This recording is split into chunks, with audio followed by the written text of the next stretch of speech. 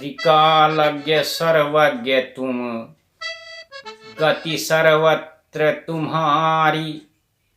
कहु सुता के दोष गुण, मुनिवर हृदय विचारी।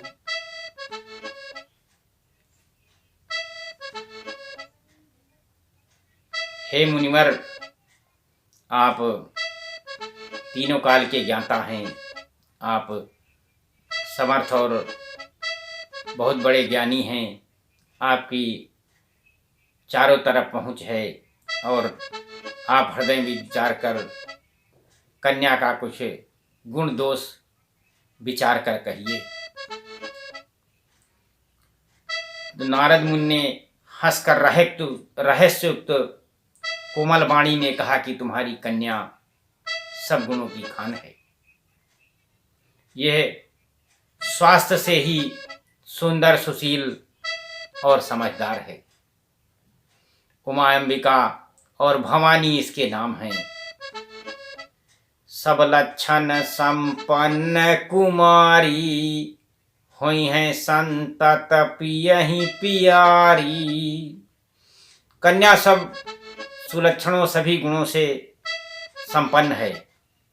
यह अपने पति को सदा प्यारी रहेगी और इसका सुहाग सदा अचल रहेगा और इससे माता पिता इसका यश पाएंगे। ये सारे जगत में पूज्य होगी और इसकी सेवा करने में कुछ भी दुर्लभ ना होगा।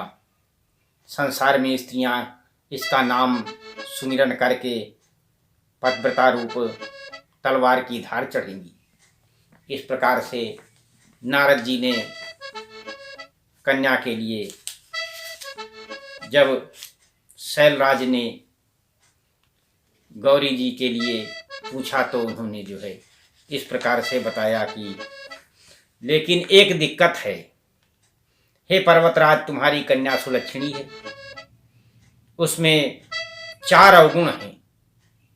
ये 4 अवगुण क्या हैं उनको भी सुन लीजिए। कहा कि गुणहीन, मानहीन और माता पिता विहीन, उदासीन, संशय और लापरवाह इसके पति मिलेंगे। जोगी जटिल या काम मन, नगन या मंगल वेश, अस स्वामी यही कहा मिलही, परिहस्त या सिरेख। कहा कि योगी जटाधारी और निष्काम हृदय, नंगे धुरंगे और अमंगल वेश वाले ऐसे पति इसको मिलेगा जिसके हाथ में ऐसी रेखा पड़ी हुई है। नारद मुनि की वाणी सुन करके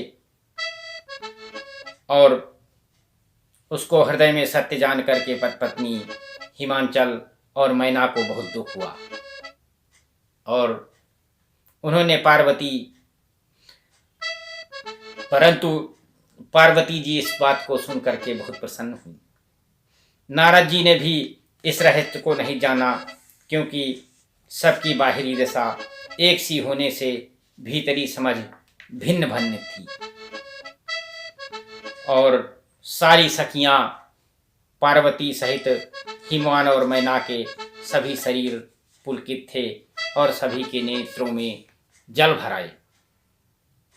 देवर्षि के वचन असत्य नहीं हो सकते, यह जानकर पार्वती ने अपने वचनों को हृदय में धारण कर लिया। पार्वती जी तो जानती थी और उन्होंने इसीलिए शंकर जी को जन्म जन्म के लिए अपने जो है स्वामी के रूप में मांगा था। जब वो यज्ञ में जाकर के चल गई थी तब भी उन्होंने अंतिम कामना यही की थी।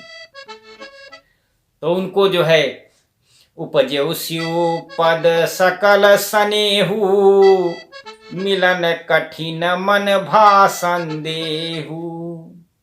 उन्हें भगवान शिव के चरण कमलों में स्नेह उत्पन्न हो आया और मन ही मन संदेह हुआ कि परंतु उनका मिलना कितना कठिन है। अवसर ठीक ना जानकर उमा ने अपने प्रेम को छिपा लिया और फिर सखी के साथ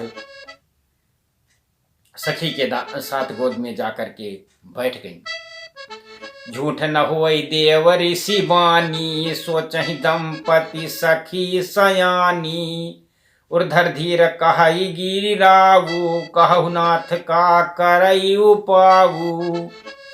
देवर्ष की वाणी झूठ न होगी, यह विचार कर ही मैना और सारी चतुर सखियां चिंता करने लगी। और ये विचार करते हुए हृदय में धीरज धर करके पर्वतराज ने कहा कि हे नाथ, कहिए अब क्या उपाय करना चाहिए। कहा, मुनि से हिमवंत सुन, जो विधि लिखा लीलार। देव दनुज नर नाग मुनि, को न मेटन हार। तो मुनीश्वर ने कहा कि हे हिमवान सुनो, विधाता ने जो उमा के ललाट पे लिख दिया है, वो उसको देवता दानव और मनुष्य, नाग और मुनि कोई भी नहीं काट सकता है। तदपि एकमय कहूँ पाई, होय करई जो देव सहाई। जस बर मैं बरन्यो तुम पाही, मिलहु महि तस संशय नाही। तो भी मैं एक उपाय बताता हूँ, यह सदैव सहायता करे तो यह सिद्ध हो सकता है। उमा को वर तो निसंदेह वैसा ही मिला है जैसा मैंने तुम्हारे सामने वर्णन किया है, परंतु मैंने वर के जो जो दोष बतलाए हैं, मेरे अनुमान से वे सभी शिव जी में हैं। यदि शिव जी के साथ विवाह हो जाए तो दोषों का भी सब लोग गुणों के समान ही बखान करेंगे।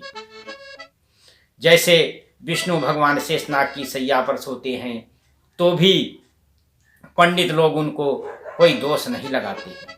सूर्य और अग्निदेव अच्छे बुरे सभी रसों का भक्षण करते हैं, परंतु उनको कोई बुरा नहीं कहता। शुभ अर अशुभ सलिल सब बहाई, सुर सर को पुनीत न कहई। समर्थ कहूँ नहीं दोष गोसाई, रब पावक सुर सर की नाई।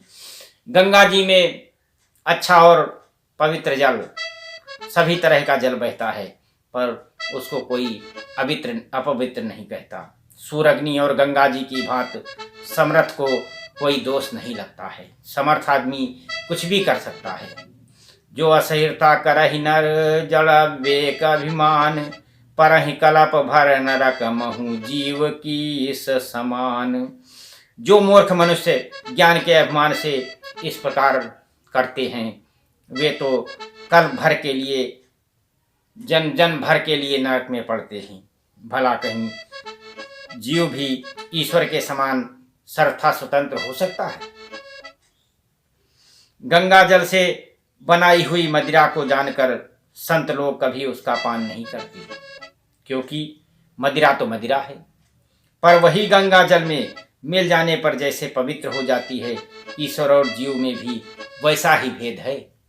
जैसे कि अगर ईश्वर है और जीव अगर अंश है उसका, परंतु जीव जब ईश्वर में मिल जाता है तो ईश्वर के समान हो जाता है, उनके सभी गुण उसमें आ जाते हैं।